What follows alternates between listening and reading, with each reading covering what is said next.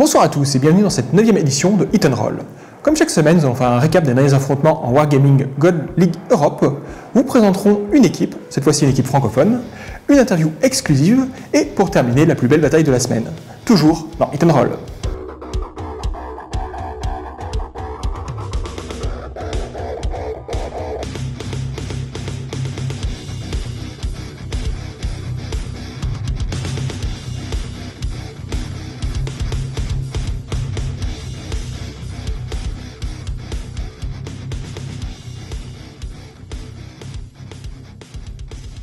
Ce soir, nous allons démarrer avec notre rubrique What's Up et un bref récap de la 9e et dernière semaine de la Wargaming Gold League Europe. Nous embrayerons juste après avec les news et la présentation de la prochaine version du jeu, la 9.14. Dans le viseur, nous ferons d'abord un point sur la scène eSport World of Tanks francophone, suivi d'un focus sur l'équipe Origin. Toujours dans le viseur, nous aurons avec nous Super Silence, l'un des joueurs de l'équipe Oops, pour revenir ensemble sur leur saison. Dans tant qu'à faire, nous lancerons le concours de cette semaine, et enfin nous clôturerons l'émission comme à notre habitude en compagnie de Puppet Jim et du meilleur replay de la semaine.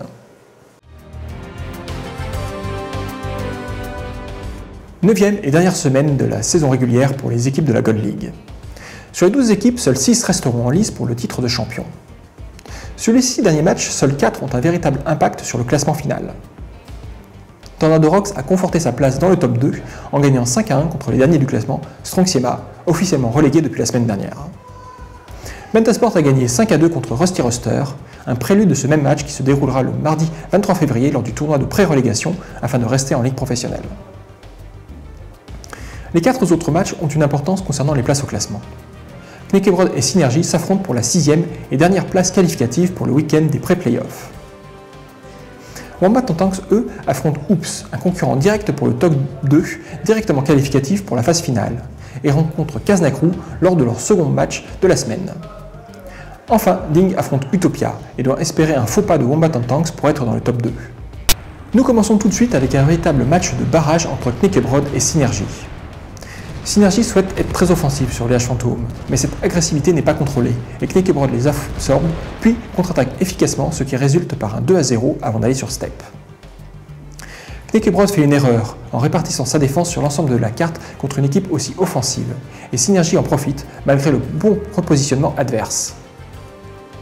Néanmoins, Synergy ne tient pas sa défense, et reste 2 points derrière avant d'aller sur Himmelsdorf. Knekebrod choisit d'attaquer sur 2 fronts, en mettant la pression sur la capture ouest, tout en combattant en contrebas de la colline, et ça marche. Synergy a gagné toutes ses batailles, et cela commence par leur attaque sur la capture nord, qui fut compliquée, mais qui passe. La tentative d'attaque au nord sur Rinberg échoue misérablement pour Knekebrod, mais leur défense réussit grâce à leur contournement. Knekebrod valide donc sa place pour le week-end des pré-playoffs grâce à cette victoire 5-3 contre Synergy, qui doit attendre le résultat du match d'Utopia pour savoir s'ils ont cette 7e place synonyme de présence garantie pour la prochaine saison.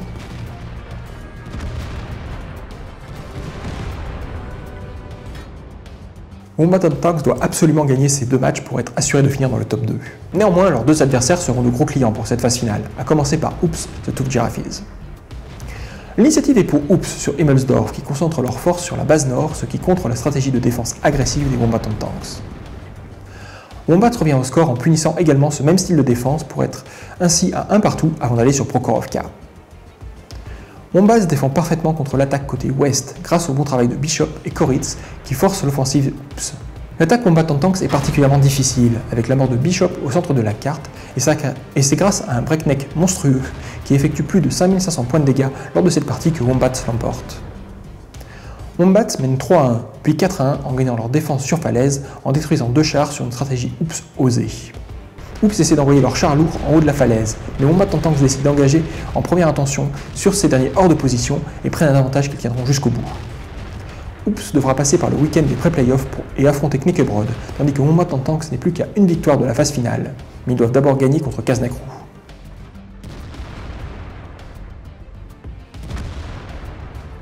Wombat commence en attaque sur mine, et malgré une bonne prise de la colline de la part des Kazna, il force ces derniers à revenir défendre la base ouest, ce qui leur permet de les encercler et de gagner cette première bataille. Kaznakru tente une offensive rapide à l'est sur leur attaque, mais elle ne fonctionne pas, et le break est effectué pour Wombat Tanks. Kaznakru choisit de concentrer ses forces à l'est sur l'attaque et la défense, et cela fonctionne. Grâce à une très belle agression en attaque et un bon catch en défense, ils reviennent à 2 partout. Falaise favorise les 2 attaques, tandis que Runeberg favorise les 2 défenses, et les 2 équipes devront alors disputer un tiebreaker sur Prokhorovka. Kaznakru part favori et choisit d'aller directement au centre et prend un léger avantage grâce au spot de leur scout.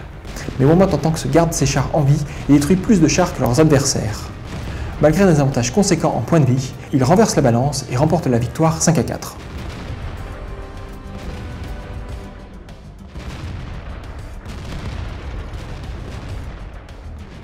En conséquence, Ding n'a plus la possibilité de finir à la seconde place et leur affrontement contre Utopia n'a plus qu'un seul enjeu, la 7ème place, qui permet de garder son spot pour la prochaine saison. Utopia doit absolument gagner ce match afin de sécuriser cette position, et ils le font en gagnant 5-2 lors d'un match épique en termes d'intensité. Entre un duel 1 contre 1 gagné par le biais d'un Amorak pour Shouku, la capture de la base centrale de village fantôme et une annulation de la capture en blind shot à max range sur le dernier tir de Papavaouyan, le deuxième match sur mine est le plus intense entre ces 2 équipes, et c'est celui que nous commenterons ce soir. La saison régulière touche donc à sa fin. Strong-Sema est relégué en n'ayant obtenu qu'un seul point. Rusty Ruster devra passer par le tournoi de pré-relégation, mais ce sera compliqué contre Penta, tandis que Synergy devra affronter Out of Range. Utopia sera présent lors de la prochaine saison de Gold League. Ding, Oops, Kmekebrod et Kazna vont s'affronter durant le week-end des pré-playoffs. Seules 2 équipes iront rejoindre Tornado Rocks et Wombat Tanks pour la phase finale à Cologne le 20 février. A ce sujet, j'ai le plaisir de vous annoncer que Pupajin et moi-même commenterons ces finales en live sur la chaîne multigaming de O-Gaming. Donc rendez-vous samedi si vous voulez voir du beau jeu.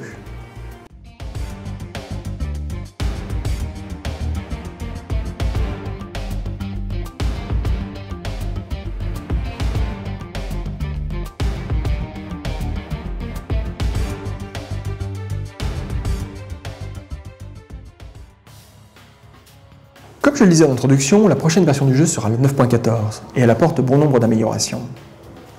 La modification la plus évidente apportée par cette nouvelle version est la refonte du moteur sonore. En effet, le jeu inclura bientôt beaucoup plus de sons différents. Certains de ces sons serviront uniquement à varier l'environnement sonore et le rendre à la fois plus plaisant et réaliste, comme le fait de pouvoir différencier à l'oreille les moteurs d'essence ou diesel, mais d'autres apporteront aussi de l'information aux joueurs. Ainsi, les canons de plus gros calibre auront un son beaucoup plus grave lors des tirs, et le bruit des impacts sera lui aussi différent. Enfin, le moteur sonore pourra être pris en charge par un cœur dédié sur les machines multicœurs, ce qui fera gagner quelques précieuses images par seconde sur ces machines. Le second élément le plus évident sera les modifications apportées au moteur physique, notamment en ce qui concerne les déplacements.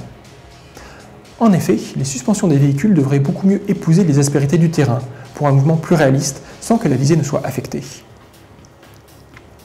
L'autre modification notable concerne la manière de tourner. En effet, lors des virages à l'ancienne, c'est-à-dire en enfonçant à la fois la touche Z et la touche Q ou D, les véhicules feront des virages plus larges qu'avant, mais perdront moins de vitesse. En relâchant la touche Z, les chars feront un virage plus court qu'avant, mais en perdant plus de vitesse. Enfin, les chars légers, médiums et lourds auront maintenant la possibilité de faire un virage très brusque en appuyant sur la barre espace et une touche de direction, ce type de virage très raide faisant bien sûr perdre beaucoup de vitesse. Cette nouvelle fonctionnalité est à tester, mais si elle permet de faire la différence pour les joueurs qui la maîtrisent, en particulier sur les chars légers, elle est carrément la bienvenue. Enfin, pour les améliorations moins importantes, cette nouvelle version inclura plus de 20 nouveaux chars en HD, dont le Grey 15, remplaçant du Waffenträger Aus E100. Il y aura aussi une nouvelle carte pour le mode Ravage, capitale ravagée, qui représente Paris, et la carte Sacred Valley a été fortement retravaillée. Pour terminer, une fonctionnalité de la minimap d'XVM a été intégrée par défaut dans la minimap standard. Il s'agit de l'affichage des distances d'affichage et de détection. Au final, cette nouvelle version est franchement alléchante, procurant à la fois plus de réalisme visuel et auditif, et approfondissant un peu le gameplay, et j'ai hâte qu'elle sorte officiellement.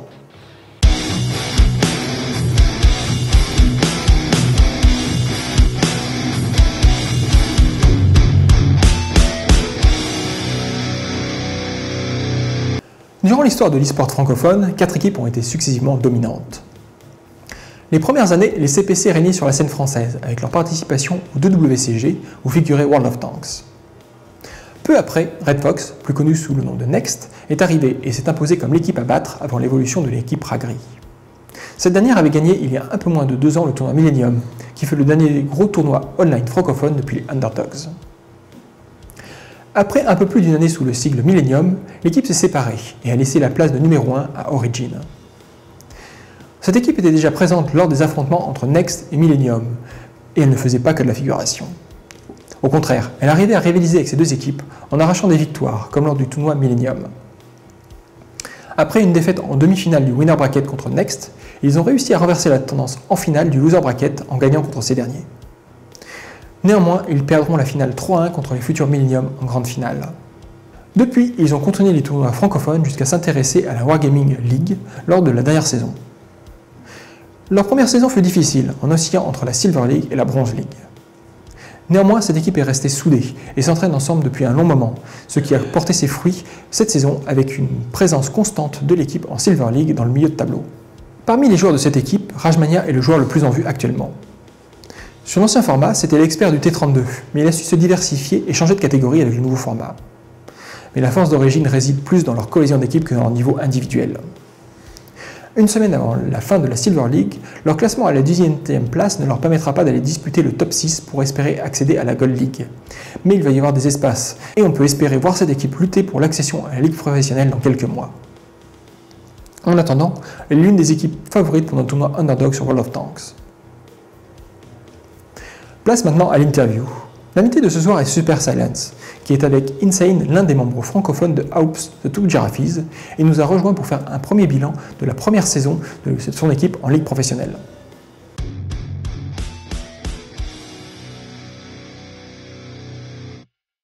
Donc bonsoir Super Silence et merci de nous avoir rejoint pour cette petite interview. Bonsoir.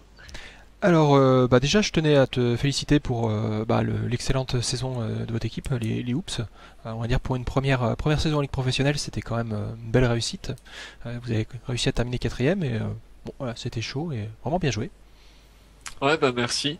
C'est vrai que pour une première saison, sachant que l'équipe, ça fait à peine 4 mois qu'on est ensemble, donc depuis le début de cette saison, ben c'est plutôt un bon résultat et même un résultat meilleur que ce qu'on espérait. Ouais, donc bon voilà. Je pense que vous vous êtes fait pas mal plaisir en jouant. Ouais, on s'est pas mal fait plaisir en jouant. C'est vrai que au début, à part le premier match contre Rox, où bon, il n'y a pas eu trop de surprises. Après, ça s'est plutôt bien enchaîné et c'était plutôt plaisant. Ouais, à part bon la fin qui a été un peu difficile, les deux derniers matchs de la saison, on a senti un peu des difficultés, mais ouais non vraiment dans l'ensemble vraiment une très très belle saison quand même. Et du coup maintenant que la saison est terminée pour vous, qu'est-ce que vous allez faire? Quelle est votre prochaine échéance, prochain objectif pour la team? Pour l'instant, on fait plutôt une pause, on va dire, en attendant donc la prochaine saison. Je pense qu'on recommencera donc les entraînements bien avant que la saison commence, mais en attendant, on va plutôt partir sur une pause et je pense faire les go forward sur ESL histoire et voilà. D'accord. Mais pour l'instant, pas vraiment d'objectif précis. D'accord. Pour les Go Forward, vous allez le faire en équipe, même équipe que pour la WGL ou plus de chacun de votre côté sur les affinités? Je, Ça dépend en fonction des disponibilités. Pour les go forward, ça arrive qu'on fasse la cup avec d'autres joueurs, D'accord. d'autres équipes. Ok. Est-ce que tu as des conseils à donner aux joueurs qui seraient tentés par l'e-sport et est-ce que tu penses que que ça vaut la peine de se lancer là-dedans voilà, des conseils pour les nouveaux joueurs. Je pense ouais, ça vaut la peine de s'y lancer. Surtout que au niveau FR, c'est pas trop ça, on va dire. Donc ce serait pas mal qu'il y en ait qui s'y lancent dedans, au moins pour voir. Et ça permettrait de développer un petit peu plus sûrement la communauté et le au niveau français. Donc c'est à essayer au moins, je Ouais. pense. C'est vrai que je pense qu'il y a pas mal de ces bons joueurs, mais au niveau francophone, mais qui n'ont pas forcément la structure, les équipes, et puis éventuellement le goût de se lancer dans cette aventure. Donc c'est bon, ça fait plaisir quand on voit des joueurs francophones sur la ligue professionnelle. J'espère que ça fait plaisir et puis que ça du coup ça peut permettre à certains d'avoir l'envie de s'y lancer du coup. Ouais, totalement. Et du coup, est-ce qu'il y aurait un souvenir marquant que tu aurais envie de partager avec nous, que ce soit au cours de cette saison ou même n'importe où dans les matchs pas plus professionnels ou autres, enfin, en tout cas d'e-sport que t'as pu euh, avoir l'occasion de jouer? J'ai pas vraiment de souvenirs particuliers. Disons que sur le dernier match, il y avait quand même pas mal de pression. Ouais, On pensait pouvoir y arriver, il n'y avait aucune raison de ne pas y arriver. Bon, malheureusement, donc on a perdu, donc la qualification automatique, on va dire pour les finales européennes, c'était mort. Donc bon, on a pu faire les pré-playoffs quand même, et c'est ce qui a été le plus intéressant pour moi, parce que on s'est vraiment donné dedans et et c'était pas mal. ouais, C'était pas mal. on a vu les matchs lundi. En fait, on a fait une rediffusion et c'est vrai que même si vous étiez assez mal parti au début, on a vu que vous lâchiez rien, aucune game, voilà, et vraiment essayé vous avez quand même pris quand même 3 games si je ne m'abuse sur la rencontre. C'était chaud quoi. Mm. C'est vraiment des fois ça s'est vraiment pas joué à grand chose. Donc on sent que vous aviez vraiment pas envie de lâcher quoi que ce soit. Donc ça fait plaisir. Ouais. En tout cas, ça fait des beaux matchs à regarder. Mm. Après, ce qui a fait la différence, c'est l'expérience, je pense, parce que Ding et Kazna sont deux équipes qui sont en Pro League depuis pas mal de temps, Ouais. avec à peu près les mêmes joueurs. Donc forcément, ça a fait un petit peu la différence. Surtout contre Kazna, quand on voit qu'on mène 3-0, on s'était mis vraiment dans une bonne position et ils ont vraiment bien joué. Ils ont remonté, donc ils ont mis les 5 rounds qui ont suivi. Ils ont vraiment bien joué, même si on s'est peut-être un petit peu relâché du fait de s'être mis dans une bonne position. Mais au final, ce qui a fait la diff, je pense, c'est un peu l'expérience. Ouais. Bah, c'est vrai que oui, ça fait que 4 mois que vous êtes ensemble, forcément, en termes d'expérience sur le circuit professionnel, et puis même ne serait-ce que le fait d'avoir l'habitude de jouer ensemble, vous êtes, enfin, forcément vous avez un petit désavantage par rapport aux autres, quoi. Mm. Mais bon, du coup, pour la prochaine saison, on peut espérer d'autant plus un meilleur résultat pour vous. Bah oui, déjà on peut espérer un meilleur résultat, d'autant plus que la saison prochaine, du coup, il y aura pas les deux équipes russes, donc Tornado Rocks et Wombat Tanks, Ouais. apparemment. Donc c'est encore plus positif pour nous pour pouvoir finir dans une meilleure position. Ça laisse de la place pour vous, ouais, effectivement. Mm. Et à la fois, ça laisse de la place pour du coup d'autres équipes européennes et pourquoi pas développer un petit peu plus le niveau en Europe. Ouais, totalement. Bon, bah, merci beaucoup. Est-ce que tu as envie, une dernière chose que tu as envie de dire pour clore cette interview? J'ai pas vraiment, non, pas rien de particulier à dire pour finir, mais si ce n'est que pour tous ceux qui sont intéressés et qui suivent la Wargaming League par exemple, de pas hésiter à se lancer dans le ESL, même si au début ça sera peut-être compliqué, mais ça vaut le coup d'essayer et de chercher à s'améliorer. Ok, bon bah c'est cool. Bah merci beaucoup d'avoir participé à cette interview et puis je te souhaite vraiment une bonne continuation sur la scène e-sport. Merci à toi et bonne continuation aussi pour tes vidéos et avec au gaming. Merci. On passe maintenant au concours. Le concours de cette émission est dédié au char lourd, puisqu'il récompensera celui ou celle d'entre vous qui accumulera au cours d'une partie le plus de dégâts infligés, bloqués ou de soutien. Concrètement, seuls les dégâts subis ne comptent pas. Pour participer, il suffit de nous fournir le replay de votre partie jouée en mode standard à bord d'un char lourd. Il n'y a pas de limite de tiers, mais la partie devra avoir été jouée entre maintenant et mercredi prochain minuit. Et maintenant, pour clore cette émission, j'ai le plaisir de vous présenter le meilleur replay God League de la semaine, en duo avec Pupa Jim. Il s'agit aujourd'hui du second match entre Ding et Utopia, alors que ces derniers mènent 1-0. Donc bonsoir Pupaji, et merci de nous avoir rejoints pour le commentaire de ce replay. Bonsoir. Donc ce soir nous avons les Ding contre les Utopia. Alors qu'est-ce que nous avons comme petite composition? Une composition assez... Bon, on voit souvent ce type de compo avec des 113 d'un côté, côté Utopia avec des médiums pour pas mal de TVP d'ailleurs. Il y en a 3 si je me trompe pas. Ouais. Donc ça peut faire très très mal très vite. Et côté Ding, compo un peu plus lourde. Ouais, avec quand même une originalité, un E100. On voit pas souvent ça. Bah oui c'est Parce vrai. que Je le pense jeu. je pense il va avoir un rôle particulier dans cette partie. Ouais, on va voir ce qu'ils ont prévu comme stratégie pour l'utiliser. Ouais, il va peut-être bloquer la 8-9-0 par rapport au déploiement. Déjà, on voit qu'il se dirige vers la base 1, donc à la rigueur, c'est peut-être ça le plan. Mais... Ouais, mais je pense qu'il va pas rencontrer grand monde, et puis comme il est pas bien rapide, est-ce qu'il va avoir la possibilité de se relocate? Je sais pas. Sachant qu'au niveau de la plage, il y a un 113 qui peut allumer là. Très bien là. Ouais, je pense qu'il va sortir dans quelques secondes. Ouais, il est un peu 1 contre 3. Après, il y a les 3 meds qui viennent soutenir.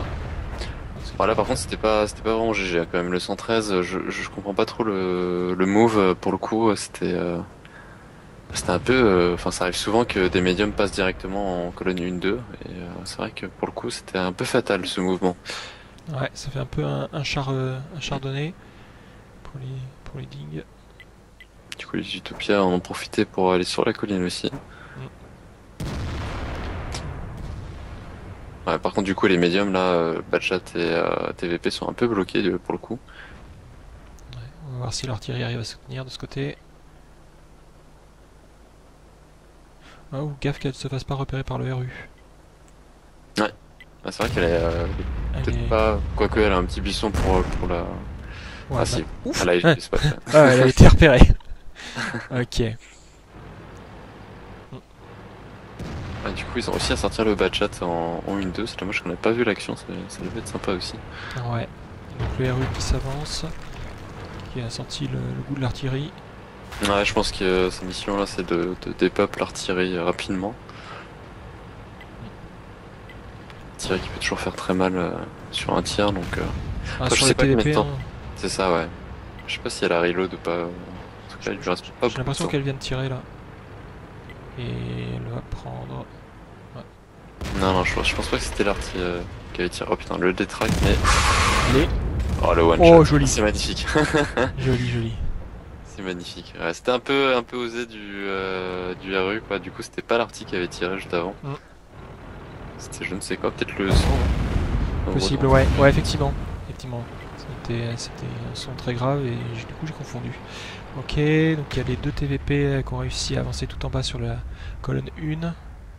Les 113 au niveau de la colline, mais là les dings sont revenus clairement, ouais. Stratégiquement.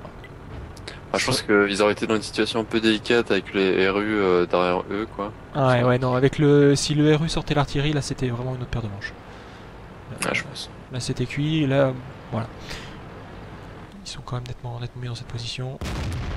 Ouais, un TVP qui a peut-être essayé de mettre la pression sur le cap numéro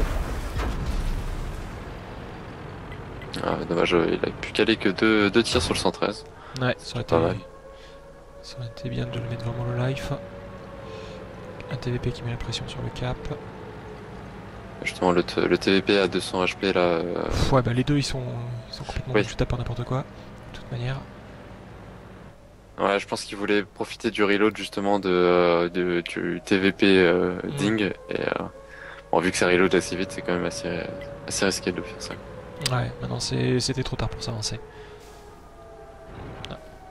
TVP qui reprend un tir. Ouais, du coup, ça va être au Ding de faire un move pour tenter la décap. Ouais, il va essayer de sortir les 2 TVP en fait. Sur coup, ouais, avec un barillet de 3 obus, il a largement moyen en quelques secondes de sortir les 2. Quand même un 113 qui est en embuscade. La question est de savoir s'il arrivera à traverser sans prendre le tir du 113. C'est ça, s'il arrive à traverser sans prendre le tir, il peut espérer peut-être tenter la décap. Mais c'est pas sûr du tout. En fait, il faudrait que ce soit le E100 qui prenne les coups. Et le TVP derrière qui sort les champs. Ouais, mais ça c'est... Ah, TVP adverse qui s'est lancé, qui a placé 2 tirs, dommage. Ça c'est mauvais. Hein. Maintenant il perd vraiment une option. Ça va être...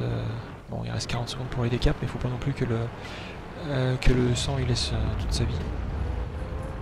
Ok. Je pense que ça va pas jouer à grand chose, hein. À mon avis, ça va jouer au chrono. Si le 100 arrive à décap, ça peut le jouer, mais...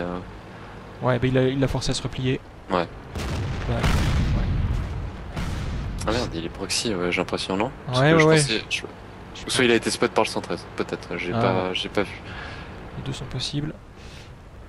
Un 113 qui s'avance. Je sens ce qui fait surtout un low roll sur le EV quand il aurait dû le sortir, il peut rester moins de 400 HP. Le sang s'est fait sortir. Ils vont tous vraiment c'est finir à vraiment poil. serré. C'est ça, ils sont tous one shot quasiment. Enfin, ils sont tous one shot en fait, ouais. Ah ouais, aucun problème. Limite, il faudrait que ce soit l'Arctique qui vienne prendre des coups. C'est... Ouais, maintenant, ouais, c'est quasiment moi elle qui a le plus de points de vie. Hein. Ok. Bah à la rigueur, une artie, voilà, ça sert peut-être plus à grand chose sur... Bah faut voir, hein, parce que même en splash, elle peut sortir des adversaires. Ouais, c'est vrai. Et bon, il y a toujours ça va... Ouais, c'est toujours aussi un bon moyen de décap. Ouais, justement, il faudrait que le TVP des Utopia là, qui est en train de contourner réussisse à sortir le TVP des Ding. Et peut-être que là, ça débloquerait un peu la situation pour eux. Ouais, ouais. Ah bah surtout que s'il arrive dans leur dos, il peut sortir les 3 coups sur coup. Ouais. C'est... Ah, TVP mal, perdu. Oh Oh là là, le tir un peu... non, c'était calculé ça. C'était calculé. C'était calculé, ouais. Bah, il sort comme... L'artiste sort quand même 3 chars, quoi, dont un RU full life. Et j'ai pas vu le troisième, enfin le deuxième kill, mais elle a très bien joué l'article. Non, clairement, c'est l'homme du match, je pense. Bah clairement, si elle avait pas fait ces kills là, à chaque fois c'est les kills décisifs, donc oh là là, ça se joue à 1 contre 1 quoi. Un contre 1 en artillerie, en général, c'est pas le truc que t'aimes. Bon, est-ce que le RNG va être avec l'arty? Ça va être la grande question. Ah, il a raison de se foutre dans le buisson. S'il a filé de camo et compagnie, il y a moyen de... Moyen de faire quelque chose. Ah, ouais. Je sais pas s'il a... Non, il a pas été... Ah ouais, il va forcer le... C'est pas con. Ouais, bah oui, c'est... Après, est-ce que... ouais. Ça, le truc aussi, c'est de savoir si l'arty a un petit tank derrière la maison, parce que je sais pas exactement où se trouve le TVP. Ouais, j'ai l'impression qu'il doit être bien calé derrière la maison. Ouais, non, voilà, il est bien calé derrière la maison, du coup, il peut pas trouver d'angle, en fait.